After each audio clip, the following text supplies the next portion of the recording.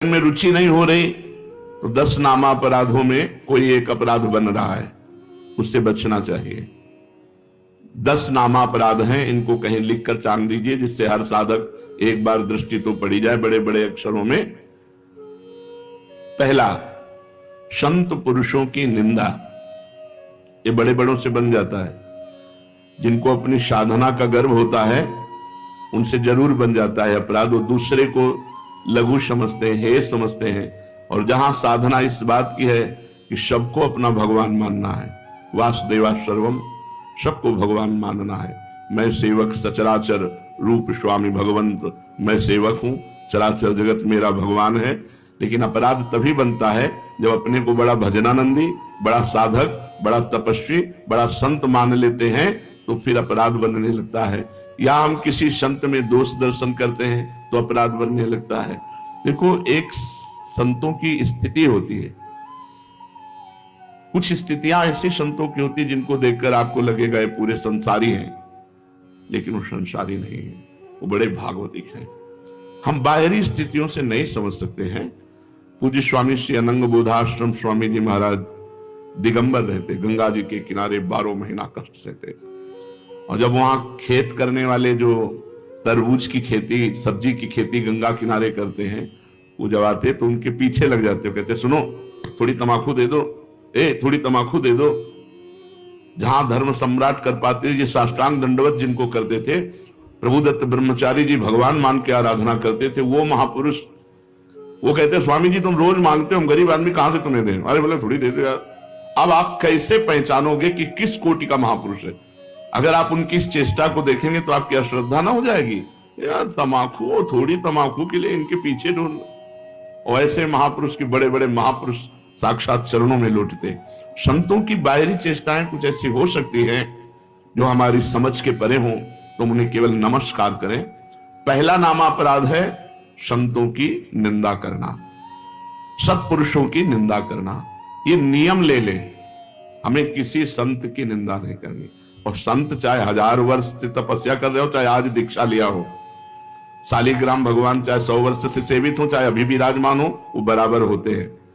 जब पारस ने स्पर्श कर दिया तो चाहे 100 वर्ष पुराना सोना हो, चाहे अभी का सोना हो, वो तो सोना सोना ही है। ऐसे ही संत संत हैं, कभी किसी साधक के प्रति भावना नहीं तो कल का छोरा है, नहीं नहीं। वैसे भी सब में भगवान विराजमान है, संपूर्णतया भगवान ही सब, वासुदेवा सर्वम ही। तो फिर संत वेश है तो हमें नमन करना चाहिए, हमारे नेत्र सबको नमन करे। अगर किसी को छोटा मानते हैं तो दोष दर्शन हो जाएगा।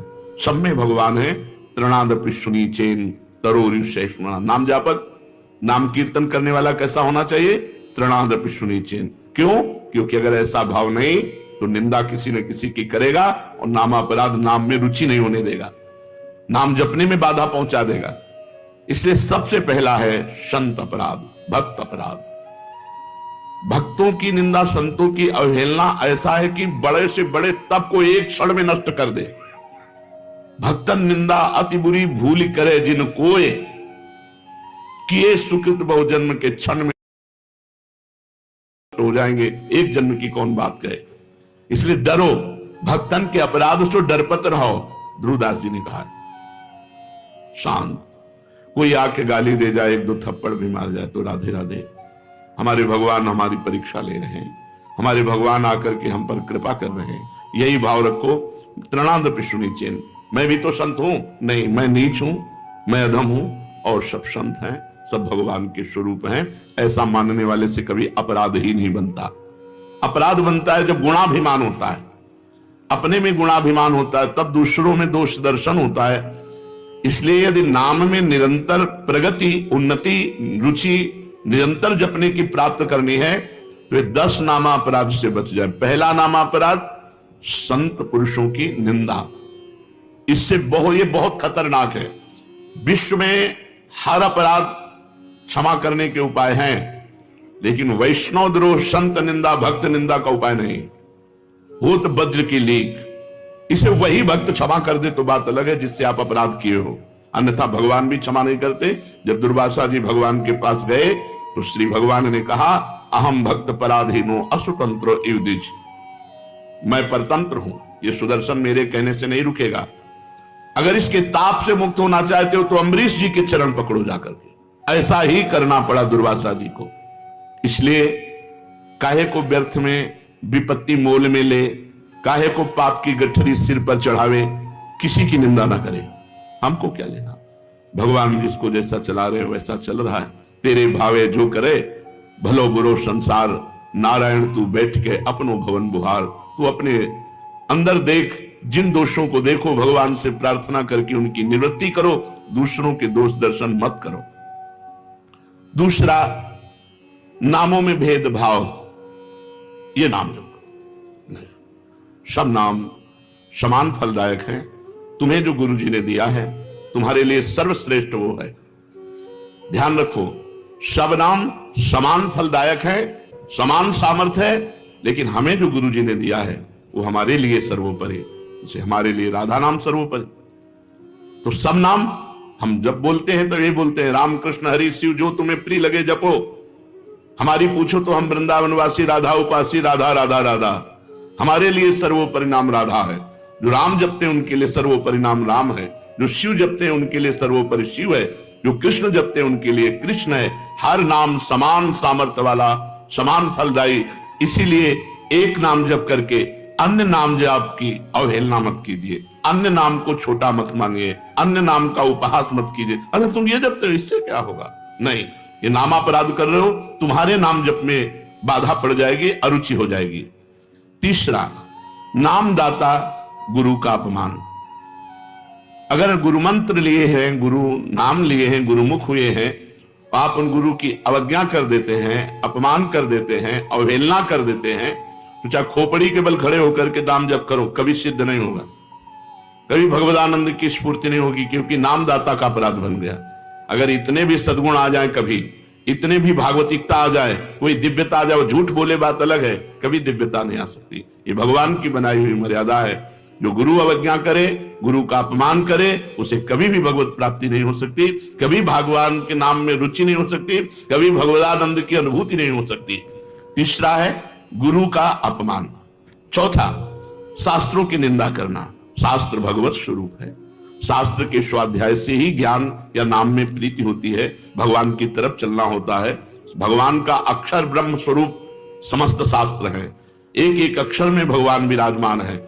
इसलिए किसी भी शास्त्र की निंदा ना करो, सब शास्त्र भगवत स्वरूप है। शास्त्रों की निंदा अगर करोगे तो नाम भगवान तुम्हारी जिह्वा पे नहीं टिकेंगे, नाम में बाधा पड़ जाएगी। पांचवा, नाम में अर्थवाद। अरे इतनी महिमा नाम की, केवल गाते हैं, केवल प्रशंसा के लिए, ऐसी नहीं महिमा है नहीं। इससे बहुत पतन हो जाएगा, नाम अपराध बन जाएगा। नाम की जितनी महिमा गाई जाए वो सब थोड़ी है, ज्यादा नहीं है। कहूं कहां लगे नाम बड़ाई, राम न सकहि नाम गुण गाई। स्वयं भगवान राम अपने राम नाम की महिमा का पूर्ण रूप से गान करना चाहे तो वो भी नहीं कर सकते। इतनी महिमा नाम की है कि स्वयं नामी यदि नाम की महिमा का यथार्थ में पूर्णतः गान करना चाहे तो वो भी नहीं कर सकता। तो जो ऋषि मुनि संत महात्मा जितने हुए नाम जापक, वो जो वर्णन करते हैं वो यथार्थ सत्य है, लेकिन पूर्ण नहीं है। पूर्ण तो भगवान भी नहीं नाम की महिमा का गान कर सकते, इतनी अपार महिमा नाम की है। इसलिए नाम में अर्थवाद कि अरे ये तो नाम की रोचकता के लिए इतनी प्रशंसा कर दी गई है, वैसे वस्तुतः ऐसा है नहीं, ऐसा सोचना ये नामापराध है। छठा, नाम का सहारा लेकर के पाप करना। कोई पाप कर्म कर रहे, अरे नाम जप लेंगे उससे नष्ट हो जाएगा। पीछे आपने सुना है कि जो नाम के बल से पाप करते हैं उनको अवश्य नरक मिलता है, क्योंकि नाम अबलो नशानी अबना नशे हो। आज तक की आप नहीं करूंगा, जपो सब पाप नष्ट हो जाएंगे। लेकिन ये उत्साह रखकर पाप करना कि चलो मैं शाम के खूब राधा राधा रट लूंगा, हर नाम, एक नाम में जितनी सामर्थ्य उतना कोई पाप कर ही नहीं सकता, तो मैं मनमानी पाप करूं और शाम के नाम जप करूं, नहीं, तुम्हें नरक की प्राप्ति होगी। तुम नामापराध कर रहे हो, नाम का सहारा लेकर पाप करना। सातवां, धर्म व्रत यज्ञ आदि के साथ नाम की तुलना करना, किसी और साधन से नाम की तुलना करना। नाम अद्वितीय साधन है, नाम के समान कोई भी साधन नहीं है। चाहे यज्ञ हो, चाहे व्रत हो, चाहे दान हो, चाहे तीर्थ याटन हो, नाम के समान नहीं है। इसलिए नाम के बराबर कि भाई तुम नाम जप कर रहे हो, हम गंगा नहा के आ रहे हैं, तुम नाम जप कर रहे हो, हम अमुक धर्म कार्य करके आ रहे हैं, तुम नाम जप कर रहे हो, हम अमुक व्रत कर रहे हैं, हम तो 108 यज्ञ कर रहे हैं, तो नाम जापक की बराबरी किसी से नहीं हो सकती। नाम की समानता धर्म व्रत यज्ञ आदि के साथ तुलना करना। नाम जापक जब गंगा जी को स्पर्श करता है तो गंगा जी निष्पाप हो जाती है, गंगा जी निष्पाप हो जाती है। गंगा पापम, गंगा जी पाप का नाश करते हैं, लेकिन जब नाम जापक गंगा जी का स्पर्श करता है तो गंगा निष्पाप हो जाती है। इसलिए धर्म व्रत यज्ञ आदि के साथ नाम की तुलना करना ये नाम का 7वां अपराध है। 8वां, हरि निंदक, हरि विमुख, अवहेलना करने वाले भक्तों की, उन अश्रद्धालुओं को जो सुनना नहीं चाहते, जो भक्तों की निंदा करते, भगवान की निंदा करते हैं, ऐसों को नाम का उपदेश करना। अब यहां विचारणीय विषय है, जो सुनना नहीं चाहते हैं, अभी आपने सुना कि जब नाम कीर्तन किया जाता है तो यदि उनके कान में नाम पड़े उनका भी मंगल हो जाएगा। उनको उपदेश नहीं करना, लेकिन नाम सुनाना है। दूर से भगवान नाम की जय घोष करनी है, घोर पापी के भी कान में जाएगा तो उसका मंगल करेगा। नाम कीर्तन की महिमा में सुना, तो यहां यह बात नहीं है। यहां बात कही जाती है उसको शिष्य बनाना, उसको उपदेश करना। जो अश्रद्धालु है, सुनना नहीं चाहता, हरि निंदक है, भक्त निंदक है, ये नामापराध है। ऐसे को शिष्य नहीं बनाना चाहिए। लेकिन नाम कीर्तन सुनने का सब कोई अधिकारी है। जैसे दोस्तों, क्या आपके मांस मदिरा आदि सबसे युक्त पुरुष, घोर दुष्ट स्वभाव, भक्त को देख करके ही गाली देना और उनका उपहास करना। हरिदास जी ने कहा नित्यानंद महाप्रभु से, छोड़ो, इनके समीप भी नहीं चलना, ये मोहल्ले में उनका तंबू लगा हुआ है, शिविर लगा हुआ है, चलोगे ठीक नहीं है। काय को मधुमक्खी के छत्ता पे ईंट मारे, वो भनभना के तुम्हारे ऊपर ही आएंगी। तो नित्यानंद महाप्रभु ने कहा अधिकारी तो यही है, ऐसे लोग ही अधिकारी हैं हरिनाम के, जो घोर पापाचरण में रत हैं। उनके कान पर यदि हरिनाम जाएगा तो उनका भी मंगल हो जाएगा। जाके महामंत्र का उच्चारण किया, परिणाम वही हुआ जैसे बर्रा के छत्ता में कोई ईंट मार दे। शराब के नशे में थे, एक घड़ा उठाया और फेंक के मारा तो नित्यानंद महाप्रभु के सर पर लगा और रक्त स्राव होने लगा। भगवान नाम उच्चारण करते हुए ये प्रहार उनको सहना पड़ा। उनके लिए जब सूचना मिली चैतन्य महाप्रभु को तो भगवद आवेश में आ गए और सुदर्शन चक्र का स्मरण किया। सबने प्रार्थना करी, नित्यानंद महाप्रभु चरणों में लौट गए, प्रभु आपका अवतार दुष्टता का नाश करने के लिए, दुष्टों का नाश करने के लिए नहीं, प्रभु ये आपके विशेष दया पात्र है, कृपा पात्र है। आखिरकार उन दोनों भाइयों को महाभागवत बना दिया, जगाई मधाई को महाभागवत बना दिया। उनके नाम के घाट बने हुए हैं। तो भगवान नाम सुनने का अधिकारी सब कोई है, लेकिन भगवान नाम की दीक्षा का जो हरिनिंदक है, भक्त निंदक है, अश्रद्धालु है, ऐसे को यदि नाम उपदेश किया जाए तो नामापराध लगता है। 9वां, इतनी नाम की महिमा सुनी और फिर भी नाम जप नहीं किए, ये नामापराध है। ये 9वां नामापराध है। नाम की महिमा सुनकर नाम में प्रेम ना करना, नाम की महिमा सुनकर नाम जप ना करना। इतनी महिमा सुनी, भगवान ने इतनी कृपा करी कि नाम की महिमा सुनवाई और आप नाम जप में नहीं लगे, अब आप अपराधी हो, आपको दंड मिलेगा। 10वां, मैं मेरे में फंसे रहना और भोगों से प्रेम करना और नाम का विस्मरण कर देना।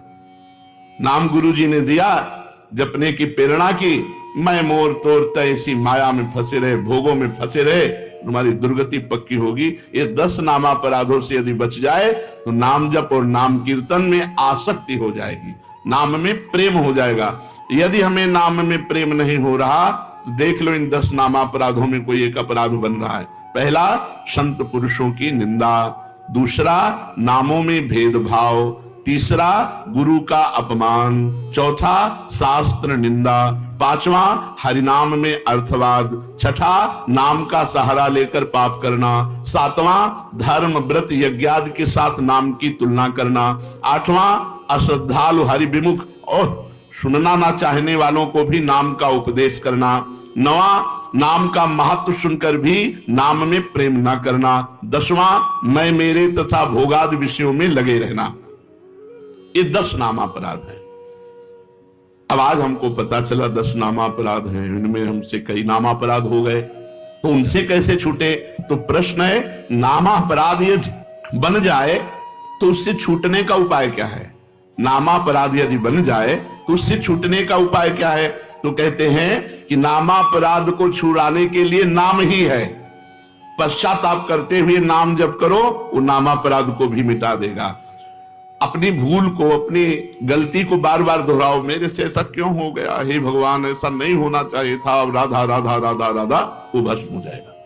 अंदर जलन होना, पश्चाताप होना, अपनी भूल स्वीकार करना और नाम जप करना, तो नाम जप से ही और पश्चाताप से ही आपका नामापराध नष्ट हो जाएगा। स्मरण क्या है? स्मरण युक्त जप किसे कहते हैं? स्मरण केवल मन की वृत्ति से होता है। जिस जप में नाम लिखा जाता है, नाम साक्षात दिखाई देता है, सुनाई देता है, उसे स्मरण कहते हैं। पूरी स्मृति में नाम या मंत्र विराजमान है, आप उसी में डूब कर जप कर रहे हैं, ये केवल मानसिक होता है, ये न वाचिक होता है न उपांश होता है, ये होता ही मानसिक है। इसीलिए प्रायः इस पर ज्यादा देर साधक टिक नहीं पाते। नाम मंत्र चल रहा है, बार बार उसी की आवृत्ति लिख रहे हैं, बार बार उसी को सुन रहे हैं, लेकिन जिह्वा नहीं चल रही, कोई चेष्टा नहीं हो रही, अंदर ही हो रहा है। इसे जप स्मरण युक्त कहते हैं, स्मरण जप कहते हैं। ये मानस मूर्ति पूजा की भांति नामोक्षरों की भावना मन में कर सकते हैं? हाँ, कर सकते हैं। जैसे श्री राधा वल्लभ लाल जी की रूप माधुरी सामने है, अब उनके मस्तक पर लिख रहे हैं मंत्र, उनकी छाती पे लिख रहे हैं, उनकी बाजुओं पे लिख रहे हैं, उनके चरणों में लिख रहे हैं, बार बार जहां मन आया पूरे श्रीअंग का दर्शन करते हुए वहीं बार बार मंत्र लिख रहे हैं, बार बार नाम लिख रहे हैं। मानस मूर्ति की पूजा की भांति आपको लाभ देगा। क्या नाम अक्षरों की आवृत्ति का और कोई उपाय है? हाँ, मन की रुचि के अनुसार आप आकाश में कर सकते हो, आप हृदय में अपने कर सकते हो, आप अपने मस्तक पे कर सकते हो, मस्तक पे बार बार लिख रहे हैं अपने अंदर से, या आप अपने हृदय में लिख रहे हैं, या सामने बाहर लिख रहे हैं, जैसे आपकी रुचि बने।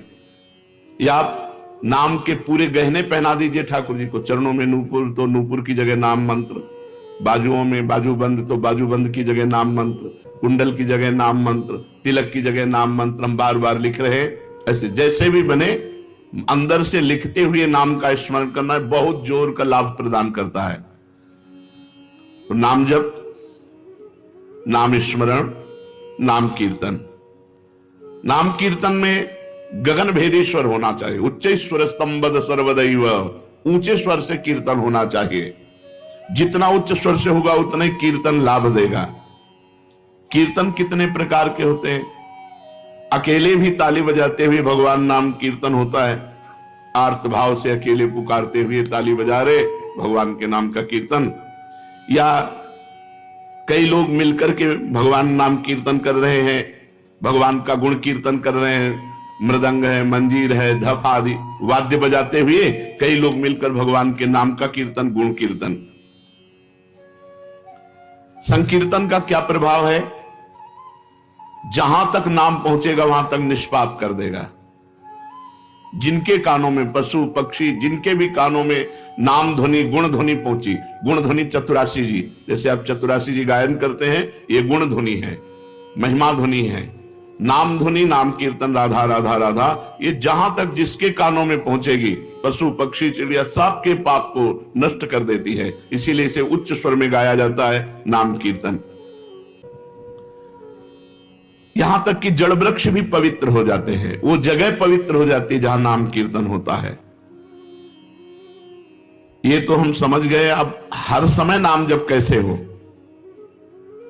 भगवान के नाम में महत्व बुद्धि होने से, अपनी भूल पर पश्चाताप होने पर, मैं क्यों भूल गया इतने सेकंड नाम, और बार बार नाम की आवृत्ति अभ्यास करने से, अभ्यास की कमी के कारण, महत्व बुद्धि ना होने के कारण भूल जाने पर, पश्चाताप ना होने के कारण आपका भजन छूटता है। पूर्ण विश्वास करो, इसी नाम से सब कुछ हो जाएगा।